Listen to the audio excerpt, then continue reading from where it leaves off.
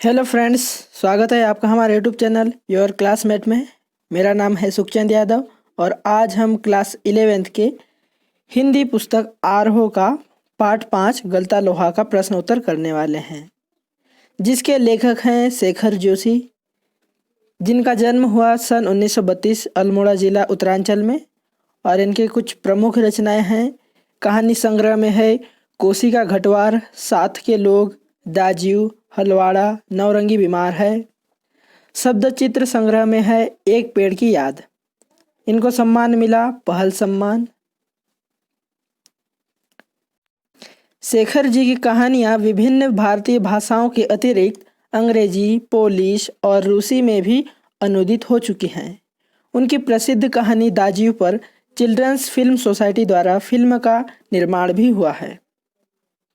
तो चलिए अब शुरू करते हैं इसका प्रश्न उत्तर।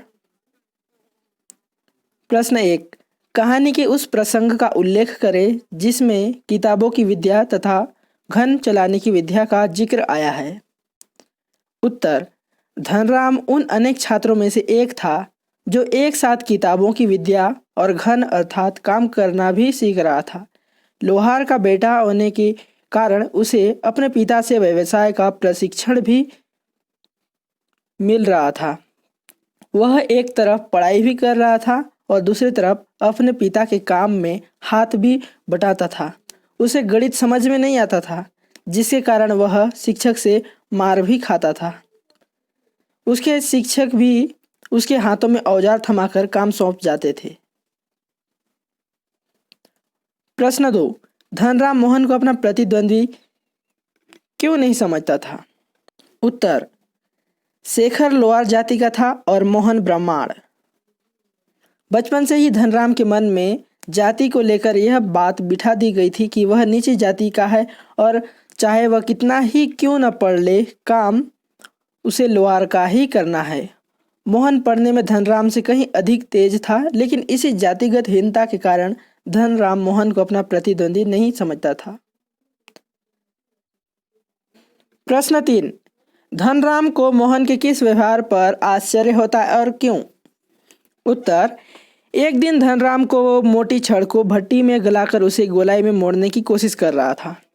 एक हाथ से सणसी पकड़कर दूसरे हाथ से हथौड़े की चोट करने के बावजूद लोहा उचित ढंग से मोड़ नहीं पा रहा था। मोहन कुछ देर तक उसे काम करते हुए देखा, फिर अचानक हथौड़ी लेकर बड़ी आसानी से उसे मोड़ दिया। मोहन के इस व्यवहार पर धनराम को आश्चर्य होता है, क्योंकि मोहन ऊंची जाति का था। एक ब्राह्मण होकर भी उसे लोहारगिरी का काम भी आता है। यह देखकर धनराम दंग रह जाता है। प्रश्न 4, मोहन के लखनऊ आने के बाद के समय को लेखक ने उसके जीवन का एक नया अध्याय क्यों कहा है। उत्तर, जब मोहन गांव छोड़कर पढ़ाई करने लखनऊ शहर पहुंचता है तब उसके जीवन का एक नया अध्याय शुरू होता है। लेखक ने ऐसा इसलिए कहा है क्योंकि अब उसे गांव से बाहर शहरी परिवेश का ज्ञान हुआ। यदि वह गांव में ही रहता तो अपनी आगे की पढ़ाई पूरी नहीं कर पाता। पारिवारिक मजबूरी के कारण उसे आगे की पढ़ाई करने शहर आना पड़ा और वहीं नई दुनिया से उसका परिचय हुआ।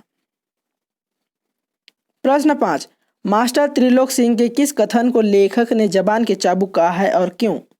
उत्तर, जब धनराम 13 का पहाड़ा नहीं सुना सका तो मास्टर त्रिलोक सिंह ने व्यंग्य वचन कहे, तेरे दिमाग में तो लोहा भरा है रे, विद्या का ताप कहाँ लगेगा इसमें। लेखक ने इस व्यंग्य वचन को जबान के चाबुक कहा है। चमड़े की चाबुक शरीर पर चोट करती है, परंतु जबान की चाबुक मन पर चोट करती है। यह चोट कभी ठीक नहीं होती। इस चोट के कारण धनराम आगे नहीं पढ़ पाया और वह पढ़ाई छोड़कर पुश्तैनी काम में लग गया। प्रश्न 6, 1, बिरादरी का यही सहारा होता है किसने किससे कहा। उत्तर, यह कथन पंडित वंशीधर ने लखनऊ से आए बिरादरी के युवक रमेश से कहा। किस प्रसंग में कहा। उत्तर, जब वंशीधर ने मोहन की पढ़ाई के बारे में चिंता व्यक्त की तो रमेश ने उससे सहानुभूति जताई और उन्हें सुझाव दिया कि वे मोहन को उसके साथ ही लखनऊ भेज दें ताकि वह शहर में रहकर अच्छी तरह पढ़ लिख सकेगा। ग किस आशय से कहा? उत्तर यह कथन रमेश के प्रति कृतज्ञता व्यक्त करने के लिए कहा गया। बिरादरी के लोग ही एक दूसरे की मदद करते हैं।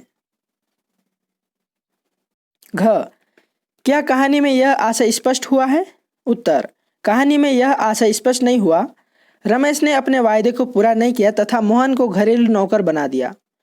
उसके परिवार ने उसका शोषण किया तथा प्रतिभाशाली छात्र का भविष्य चौपट कर दिया। अंत में उसे बेरोजगार कर घर भेज दिया।